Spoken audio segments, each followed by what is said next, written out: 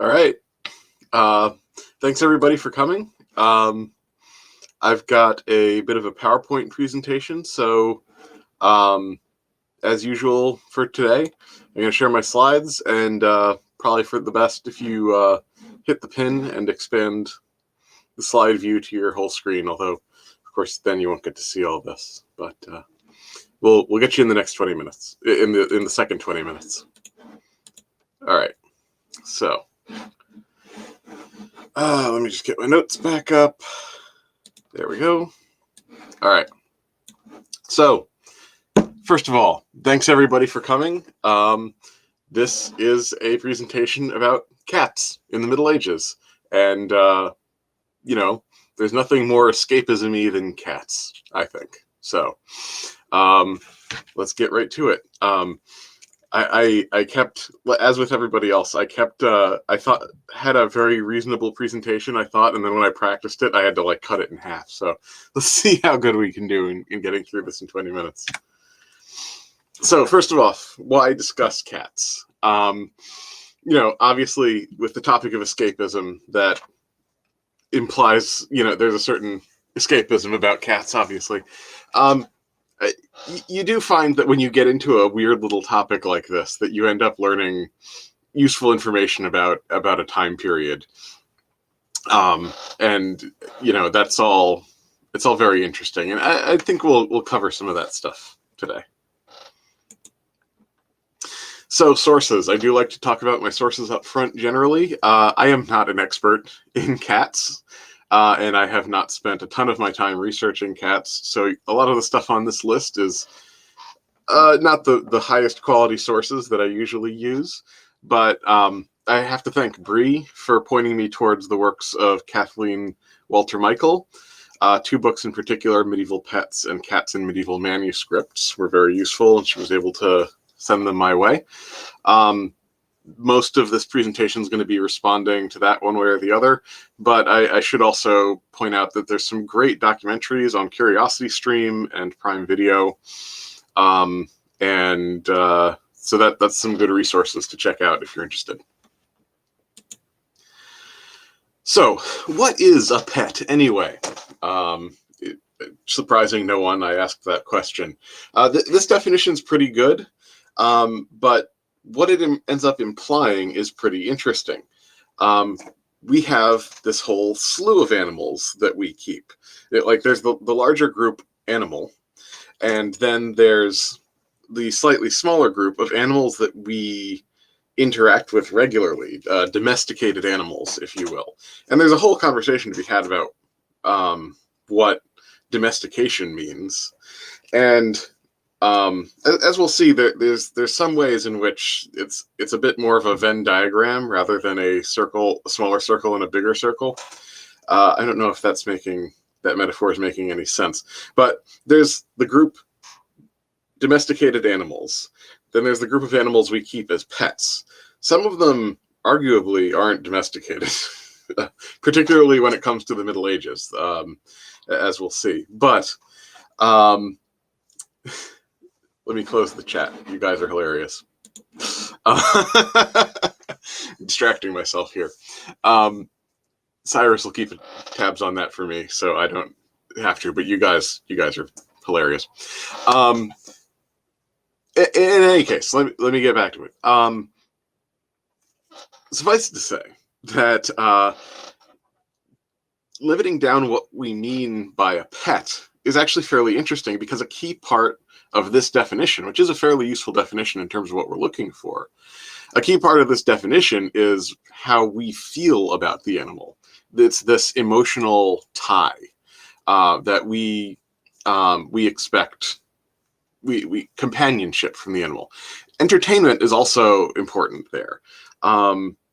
And actually, in the Middle Ages, what you'd often see in the sources is that people would say that they kept animals around in order to be entertained by their silly games and their presence. And I think that kind of covers this definition: companionship or entertainment.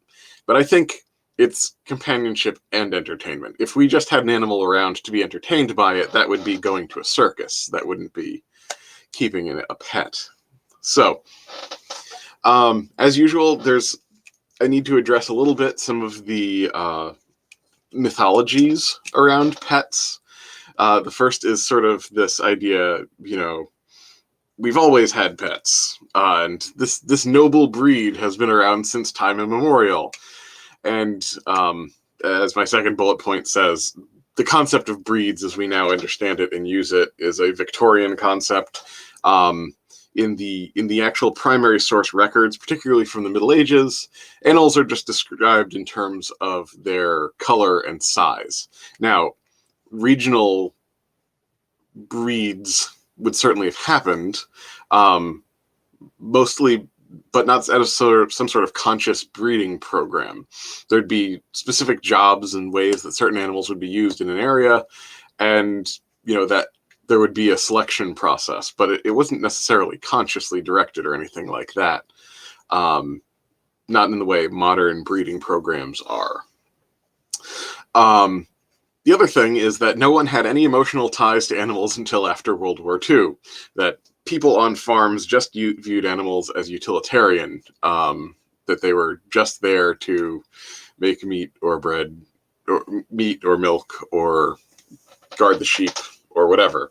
That's not really arguably true either. Certainly not in the extreme case I'm presenting here in terms of World War II. But we'll get into that. So, a brief discussion of domestication. Humans, one of our unique traits, though not entirely unique, is our intelligence is very deeply rooted in communication processes. And this was one of those things that people said, no other animals do this, but then, of course, as soon as they said that, someone found an animal doing it.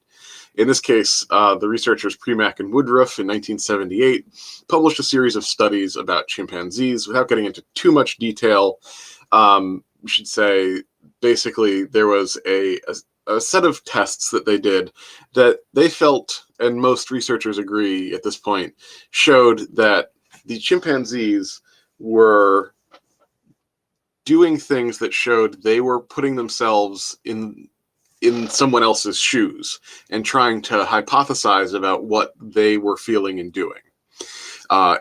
In the case of these specific tests, it was a less dominant chimpanzee making a hypothesis about what was going on in the mind of a more dominant chimpanzee and hypothesizing that chimpanzee was distracted so they could go for the food. A similar series of tests have subsequently been done then with other animals, notably horses, cats, and dogs, and found that they were doing the same thing. So, a whole long story short, what we can say from this stuff is that we have really good, scientifically valid proof, or at least reasonable hypotheses, that these animals that are properly domesticated were able to do it because they were able to figure out what was going on in our head. They were able to form hypotheses about our emotional states and the things that we wanted, and then use that to their advantage. Because this isn't a one-way street. As much as we're getting what we want out of this dog that we've trained and all this stuff to guard our sheep, the dog is getting, a warm bed and food and all this stuff. And, with cats, they show up, they look cute, they make noises like human babies, and then we pet them and clean their poop and feed them all the time and, treat their diseases. So it's, these relationships are relationships. They're two-way streets, and they're manipulating us as much. Well, not as much, but they're manipulating us at the same time that we're manipulating them. That's part of the deal. So, who's the pet of who? So, to get back to the Middle Ages, Walter Michael, basically in her work, came to a pretty straightforward, somewhat arbitrary decision just to let her move forward with her work. She said animals that were kept indoors with the family were pets, and the ones that stayed outside were work animals. She acknowledged straight up that this was a somewhat arbitrary decision, but it was just made so that she could move on with her work. It ends up affecting a lot of the conclusions she makes, as I may elaborate over the rest of the presentation, but it is fair to say that this is a reasonable place to start anyway. It does tend to elaborate on different types of pet keeping, but the thing that it let her do is show how different types of pet keeping were associated with different kinds of social status and identity status and traits. And that's particularly important. So basically, in terms of the indoor type pets she was talking about, you end up, if you're the kind of person in the Middle Ages who is living your life in such a way that you'd want an animal that's exclusively indoors, that animal needs to be suited for that environment. So you end up with smaller dogs, and there ended up being, I said before that there were no breeds. There weren't, except in the sense that there were breeds of small dogs. Those showed up really early, and it was just for people who were keeping their dogs indoors. They were indoor dogs. I'm sure they'd take them for walks or whatever, but similarly, there were cats and other kinds of things that you could keep in cages and things like that. People who had a small, useless dog and animals in cages, there's certain things that you can say about that kind of person, that they're that kind of pet in a household or an environment indicates that a person's got a certain level of wealth.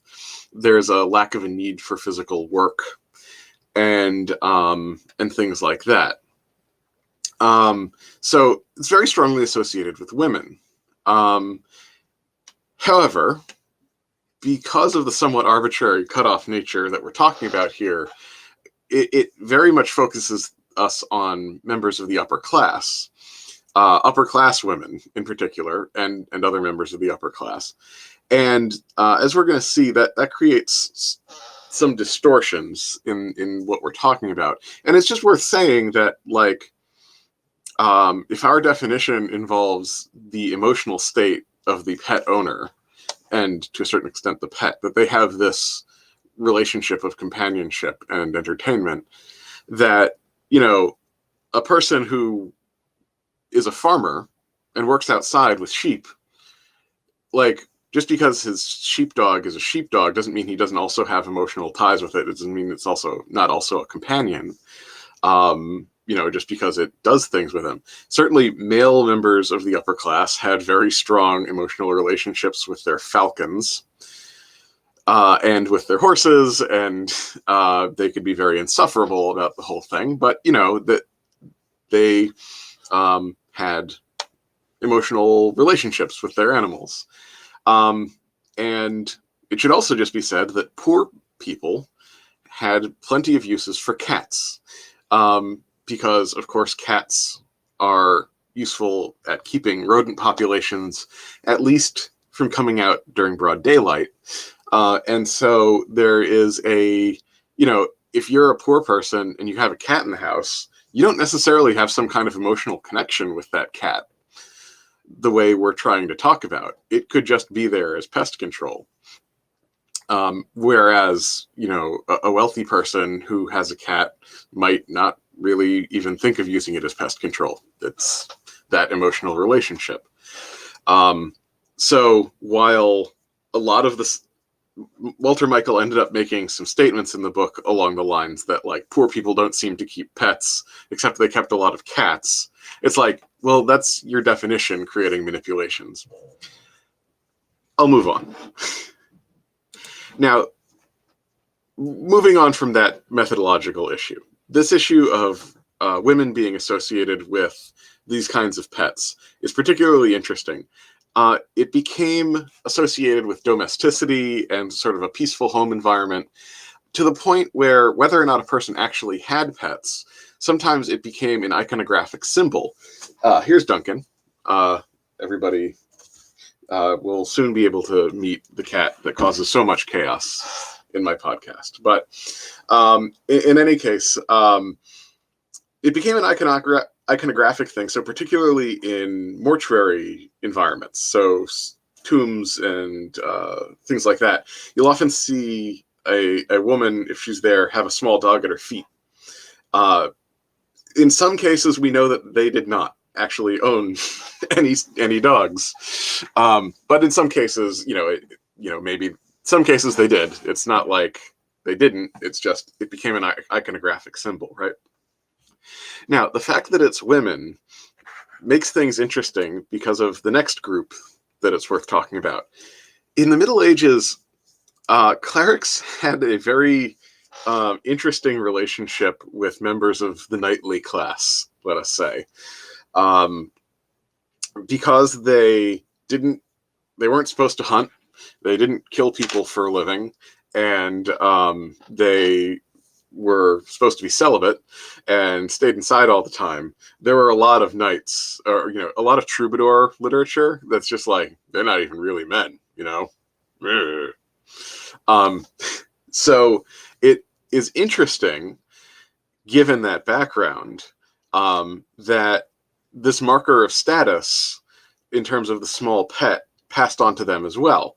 Now, there's a bunch of reasons that they lived an indoor lifestyle. They and we're going to break it out a little bit, but clerics, which included all your intellectuals at the time, often were members of some religious order or another. And regardless, they lived a sort of indoor lifestyle where domesticness was sort of an ideal, domestic peace was an ideal. And so small animals were appropriate for that kind of environment. If you're going to have an animal companion, they're also wealthy, or at least they don't have to worry about working. So there's some semi-practical reasons for this association, but it also moved to being more than a practical thing. The case of Petrarch is really interesting. He is often credited as kicking off the Italian Renaissance. He was a famous Italian writer. Fairly early dating for the Italian Renaissance. Don't at me. The interesting thing about Petrarch in this context is that we know that he was an animal lover. We have a lot of his letters, and in those letters, he goes on and on at length with many of his correspondents about his dogs. He really loved his dogs. He was a very big dog fan. But they were particularly large hunting dogs in terms of body type.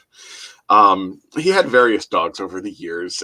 Different patrons would give him some, some would die and things like that. But he talked many times in many of his letters about the dogs, and he would go for walks with them every day to clear his head. Many intellectuals still do that, and it's a fabulous thing to do.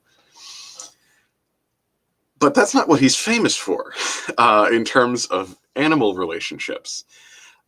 There was a genre at the time of writing eulogies for pets. It's a whole thing. I'm not going to go into why it became a genre, a literary genre, but it has classical associations, and as part of those classical associations, Petrarch wrote a famous eulogy for a cat. And one thing led to another, and this became a very famous thing that he wrote, to the point where there's a museum in Italy that claims to have the cat. This is probably not true. There is evidence that Petrarch had cats, but whether that cat that they have mummified behind a glass case in this one museum in Italy is a little dubious. He just seems to have had cats because it was a rural household, and that's how you controlled mice. He didn't particularly like or dislike cats. He was just maybe more of a dog person. But in all the paintings you will see of Petrarch to this day, you will see something like the picture I have here with the red arrow pointing at the cat. he's very strongly associated with a cat. Sometimes you'll see him with a small dog, but again, that's this iconographic thing that's an association from his status and identity as an intellectual cleric rather than what he actually did.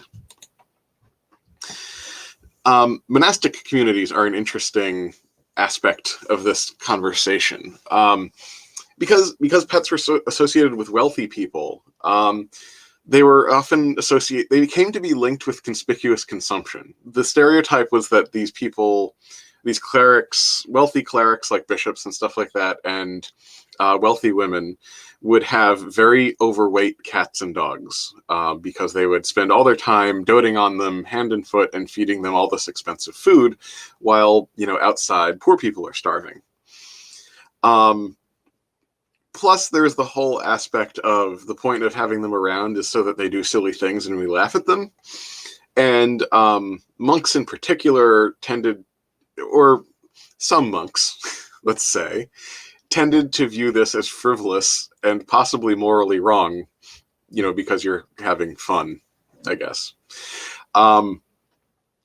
And so there's also some practical issues when you get into talking about monks and nuns in these institutional monastic communities, that, they spend their lives going in and out of church. And, having a dog run around barking when everyone's going into church is not on. Not okay. Similarly, just having a huge gang of animals running around when you're trying to do services could be distracting.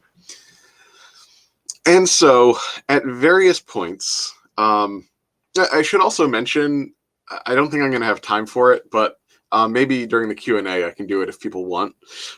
There's the poem Pangorban, which is the first piece of writing we have in Irish, the Gaelic language, and it's from a document that's from Germany and was written by a monk, an Irish monk in Germany in a monastic community in the margin of a manuscript that he was illuminating. And the manuscript's all in Latin, but the poem is in Old Irish and it's about his cat, and it's lovely.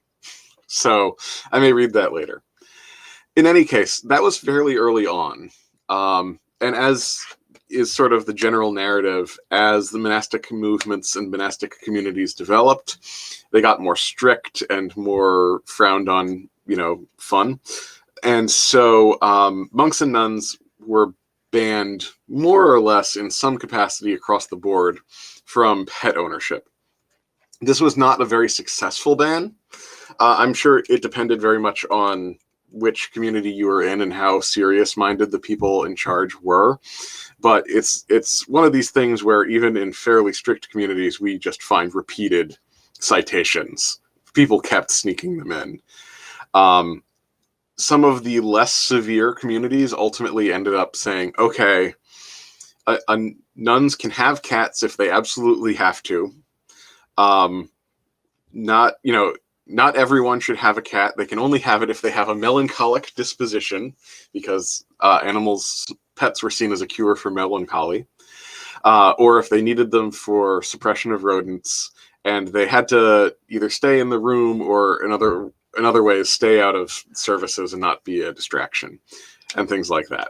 On the flip side, we have instructions to bishops that when they were going and checking in on how the monastic communities, particularly the convents in their area, because the women are always up to no good.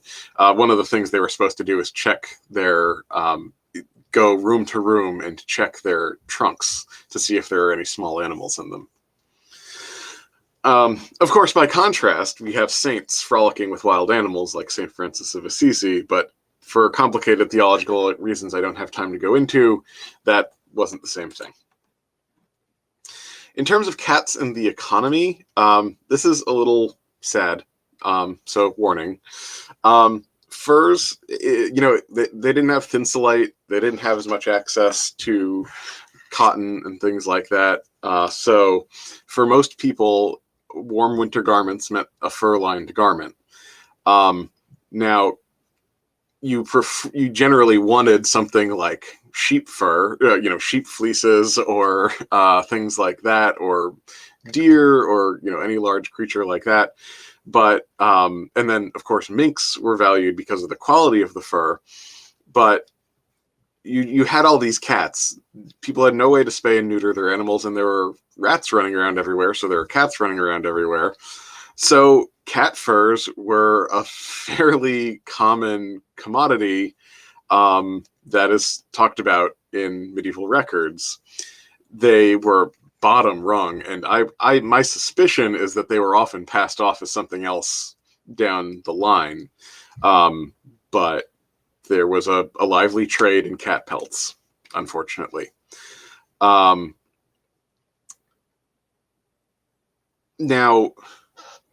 the funny thing about this is that each cat often sold for like pennies or fractions of pennies, really, really cheap on the fur market.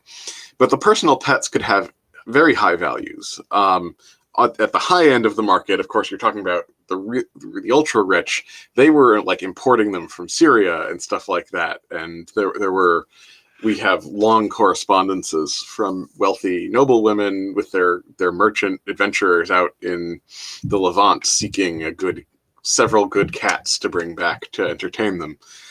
And of course, when you're talking about that kind of thing, you're talking about big money. But of course, even for regular people, we have court records of lawsuits where, Bill stole my cat, or, Bill killed my cat, where we get sort of an estimation of value. And often these are people who are working, who earn like maybe a pound, in terms of money, pounds, earn maybe a pound a year or something like that, valuing their cat at 8 pounds. Like, I wouldn't have parted with it for 8 pounds, and Bill stole my cat and I need redress. So really high levels of personal value. You can imagine, of course, if someone stole your cat, you might inflate the damage to get redress. But I think that's that tells us something about how people valued their animals. If you just needed it there to be a mouser, you could just get another cat. They're running all over the place. In conclusion, there is a relationship between cats and humans that has existed on an evolutionary time scale. That means that it did not start in World War II. We have valued cats as companions for millennia. I think that that's a fairly rational assertion. The uses of cats were more diverse in the Middle Ages than they are today. Many of those uses were interrelated to things that we think about with cats. Certainly pelting cats would be different. But we do have plenty of evidence about strong emotional connections. I think one of the big things that came out of this for me is something that I've thought about. It's the thing about wealthy people being willing to spend all this money lavishing attention on their animals while poor people starve. It's something to think about. Often you hear statistics thrown around about the US being one of the most generous countries, but when you break it down, a lot of that money is going to animal shelters and things like that. And while I'm not here to denigrate animal shelters and their value, of course, all of my cats are rescue cats, and they're wonderful. The Providence Animal Rescue League is fantastic, and I do donate to them. But of course, it is worth keeping in mind that that's a different thing than, donating to a soup kitchen. In any case, I think I'm maybe even a little early on my time. So I have a whole bunch of slides that I cut that I can maybe go over if people are interested in that kind of thing. But so I'm ready to do the Q&A.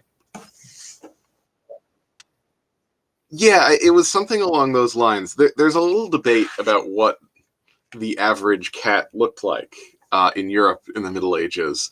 And there's a lot of, having to do creative interpretations from,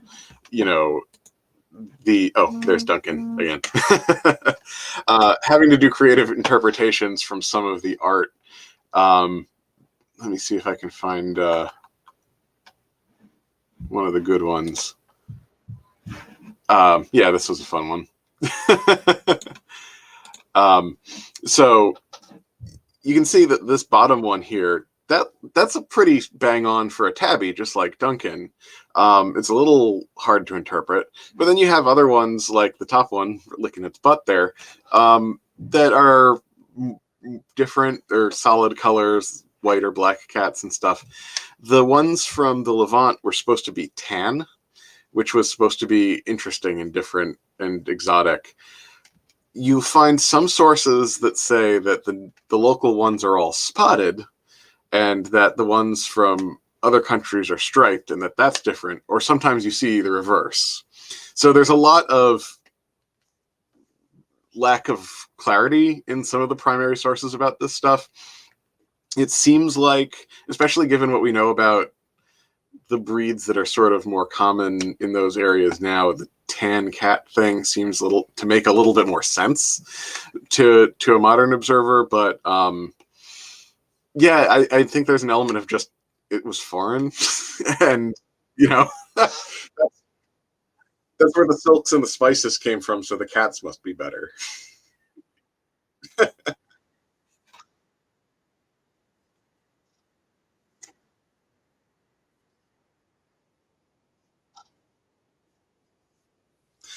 That is a fascinating question, and I wondered about it myself. As far as I have been able to tell, it seems like no. The accounts and the evidence is a little bit circuitous. Sorry, but accounts of sieges and stuff.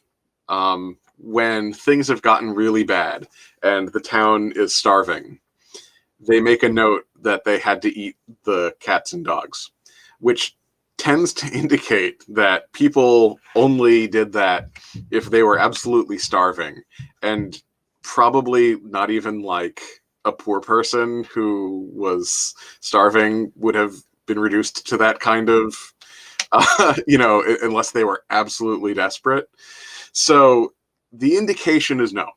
I'm not sure why, because this is an era where people are, um, you know, it's not like waste is a thing you can just do, but like we're talking about, we have records of thousands of cats getting skinned. Like, well, what'd they do with the rest? Not that it's just like that just seems really wasteful. But that might explain some of the archaeological finds we found, where you find like dozens of cats in a waste dump at the same time. But then a lot of times those archaeological, like those cats don't seem like they were skinned. Like we don't have the evidence, because usually you can find there's cuts on the bones and stuff. So it's not that kind of thing. It's really strange. It's a big question. Right. Yeah, that's a really interesting point. And it's another one of these places where this methodology just it leaves a little bit to be desired. I understand why she did it, but it really narrows the focus. But I will say that most of the records she was working with were from the high or the late Middle Ages. By that point, most places in Europe had moved to architectural styles where they had barns. Most people weren't living with their animals anymore. But that's hard to be universal about. Like really poor people often, especially the cats and the dogs and everything, but even like, chickens and pigs and stuff like that. In the early Middle Ages, what you'd be talking about, almost everyone lived in, if you just imagine sort of a long rectangular space, they'd have a ditch down the middle, sort of if you imagine sort of at the 2/3 point, there'd be a ditch here, and then the animals would be on this side. But you'd all be under the same roof. In really cold places, those animals are a supply of warmth. So you wouldn't even have the ditch; like you'd just be living together. There's it's It's a ridiculous issue to try and disentangle. Like, obviously, you don't want a giant ungulate walking around when you have a baby crawling on the floor. Like, that's just a recipe for disaster. But the animal people just lived a lot closer to their animals at the time.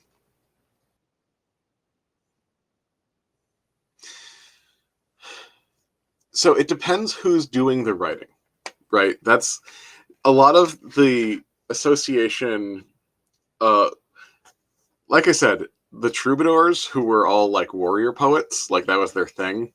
At least that's what they said. Like, they were writing these hyper masculine um, poems about going out and stabbing people, and now, of course, with the courtly romance genre, and King Arthur and all this stuff, and maybe we don't have that same association, but it's true that it's a little bit more genteel than the Beowulf stuff that sort of came before. But in general, like, we're the troubadours, we're talking about people who are writing poems about all their awesome battles and stuff, and then said, and I did it all to, I guess, save a woman or something, but here, let me stab this guy. So for those kinds of people, who, when they were writing, they often were very snide about clerics. And, as much because they were moralizing do-gooders as because of anything else. The But of course, most of the writing we have is actually by the clerics themselves, and so the clerics weren't out there going, I'm not really a man. Like, they weren't writing that about themselves. They were writing about how godly they were and how holy, but there were elements there where they were combining. I think even within their own writings, they were combining some of the ideals of both genders, where the female sphere was domesticity and peace and a well-functioning household and all that kind of stuff.